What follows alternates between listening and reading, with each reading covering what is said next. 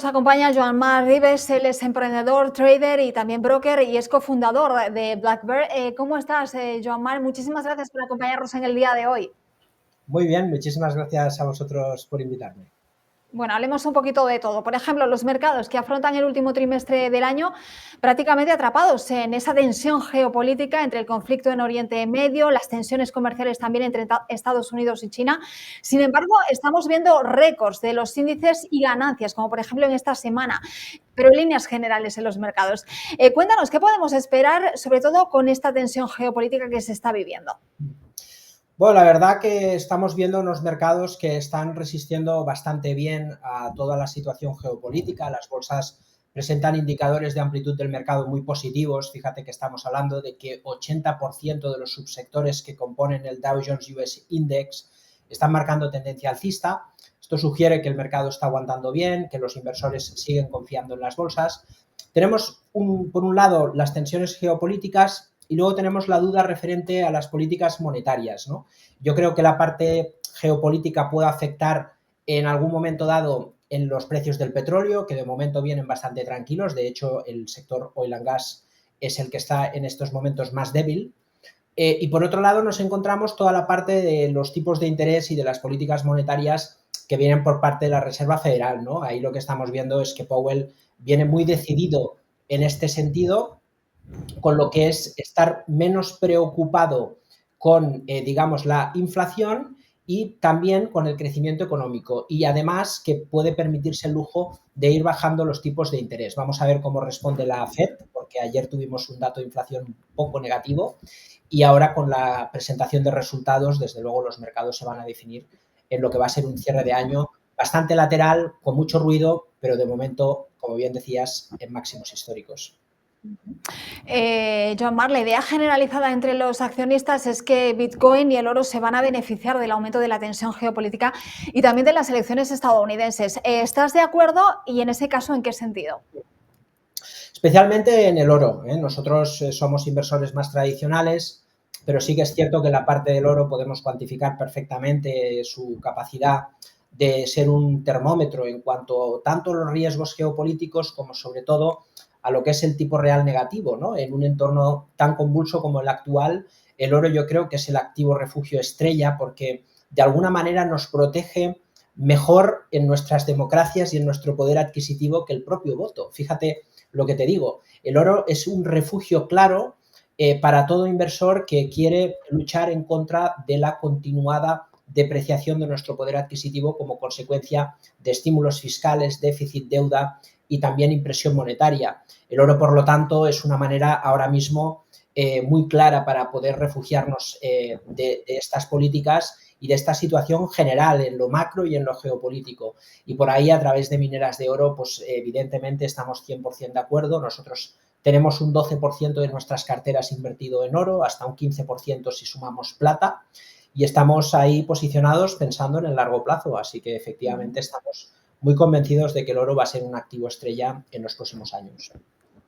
Activo estrella, el oro, ese podría ser uno de los titulares. En años presidenciales, también te quería preguntar, el rendimiento de las empresas de pequeña capitalización en Wall Street superaron al de las de gran capitalización. ¿Se va a repetir la tendencia? ¿Se está repitiendo la tendencia? ¿Vamos hacia ese camino, Marc?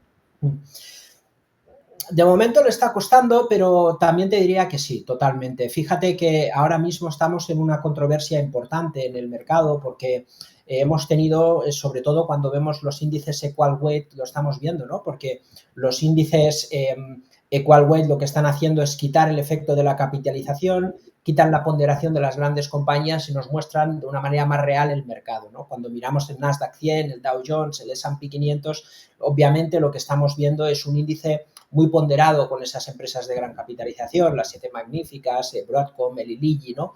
Y eso evidentemente tergiversa un poco lo que hemos visto este año, que es un mercado, como te decía, bastante lateral, ¿no? Yo creo que por ahí, desde luego, lo que necesitamos es que el Russell arranque en tendencia de una vez. Lo tenemos estancado en esa zona de acumulación después del mercado bajista que tuvimos en 2021-2022 y por ahí necesitamos, necesitamos que arranquen las mid y small cap. Desde luego, eso será un síntoma inequívoco de que los mercados siguen aguantando bien y necesitamos las pequeñas y medianas compañías que, por cierto, ofrecen oportunidades muy importantes, no solamente en Estados Unidos, sino también aquí en Europa, ¿no? Joan Mar, menos de un mes para las elecciones aquí en Estados Unidos. Las encuestas en Wall Street sobre la presidencia arrojan resultados mixtos y la incertidumbre genera pues una clara falta de consenso entre los dos candidatos. Pero bajo tu punto de vista, y es algo que le pregunto a casi todos los invitados ya mirando a las elecciones, ¿qué candidato crees que puede ser mejor recibido, entre comillas, por los mercados?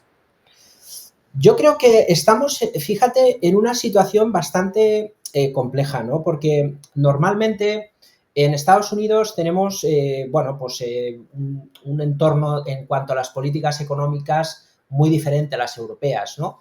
En Estados Unidos, al final, podemos hablar de políticas que siempre van a venir bien de un lado o del otro del mercado. A veces en Europa no es tanto así, ¿no? A veces en Europa hay decisiones que realmente son nefastas para los mercados por su intervencionismo. Ya lo vimos en 2012 y en la reacción que tuvieron los gobiernos después del crash del 2008, ¿no? Ese dinamismo que tiene Estados Unidos a la hora de intervenir, pues es mucho más fiable a la hora de que los mercados lo recojan que en Europa, que empezaron a reaccionar en 2012, fíjate, del 2008 al 2012. En este momento, nosotros lo que sí tenemos claro es que si finalmente gana Donald Trump, como a día de hoy, como vemos en el forecast, ¿no? Parece que se decanta más por ahí las encuestas, le vendría muy bien a la parte cíclica.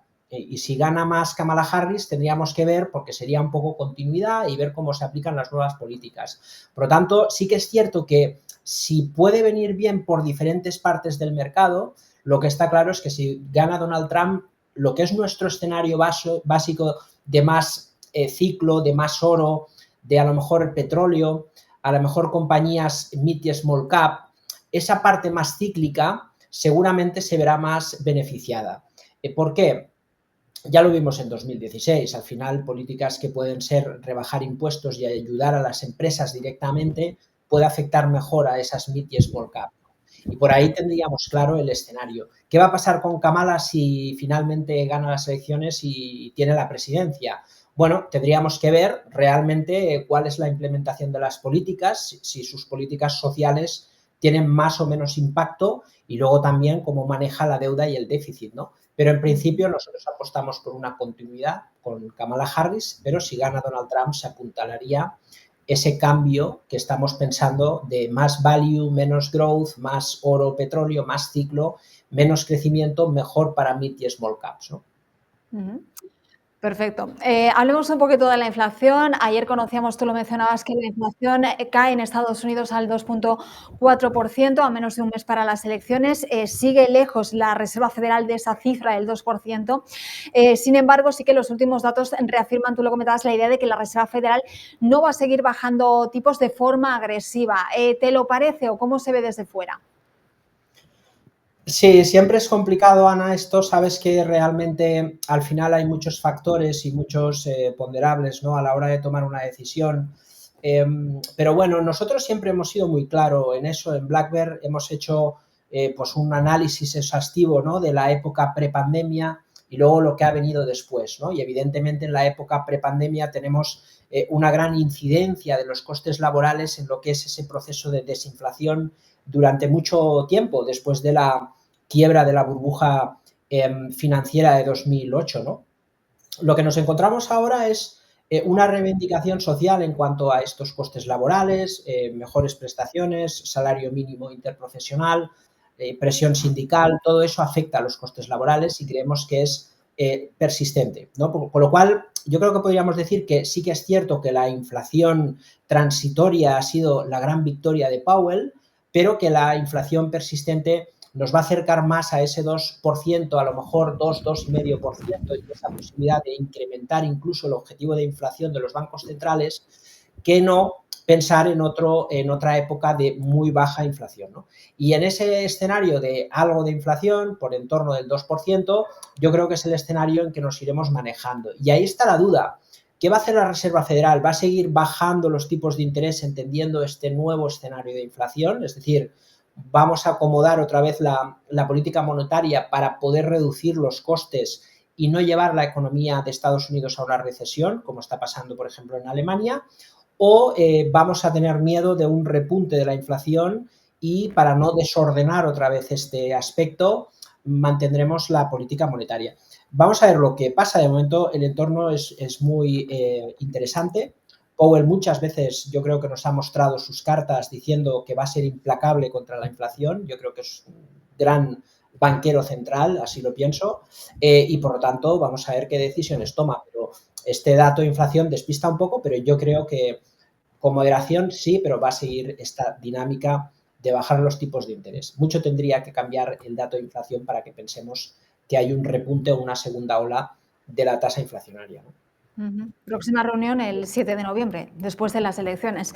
Estamos hablando muchísimo de volatilidad, este término ya tan usual en los mercados. Las cosas han cambiado en la segunda mitad del año. Te pregunto cómo debería ser el posicionamiento en las carteras en un momento de elevadas incertidumbres. Esta famosa rotación de carteras de las que habláis tanto los inversionistas. Sí, nosotros estamos 100% invertidos, estamos full, quiero decir, vemos el mercado bien, tenemos grandísimas oportunidades. Es cierto que nos estamos alejando un poquito de la tecnología, si bien es cierto que creemos que es un poco exagerado el comparar la situación actual con ese momento del 2000, ¿no? Sobre todo porque si miramos ratios tan importantes como la generación de caja, la caja neta o el PER forward de 2 años, ¿no? Lo que estamos viendo es que son múltiplos que no tienen nada que ver por aquel entonces. La bolsa tendría que subir un 100% para acercarnos en valoración a esa época y aún y así, por márgenes y caja, sería muy diferente la situación, ¿no? Con lo cual, el potencial alcista está. Es cierto que creemos también que a lo mejor le vendría bien a la tecnología pues un descanso, ¿no? Un mercado lateral amplio, un proceso de ajuste moderado, ordenado. No cabe duda, ¿no?, que la tecnología al final siempre es el bastión principal de la bolsa, ¿no?, de la economía también, la innovación, pero creemos que merece un descanso. Y por ahí tiene que haber una rotación al ciclo, ¿no? Es decir, menos gestión pasiva y más gestión activa, ¿no? Y que todo eso se vaya desencadenando a que el mercado encuentre valor en activos que realmente los ofrecen, ¿no? Estoy pensando en Europa, por ejemplo, el caso de Volkswagen, estoy pensando en PayPal, estoy pensando en Alibaba en China. Hay compañías que realmente tienen un potencial de revalorización muy importante. Estoy pensando en las mineras de oro también, ¿no?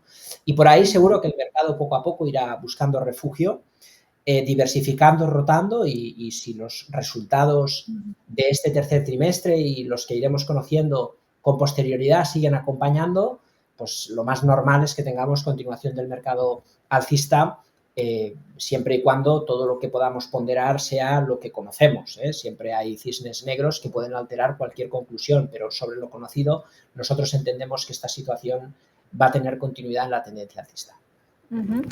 Joan Marc, ¿dónde te podemos seguir para todos aquellos que nos están viendo en este momento?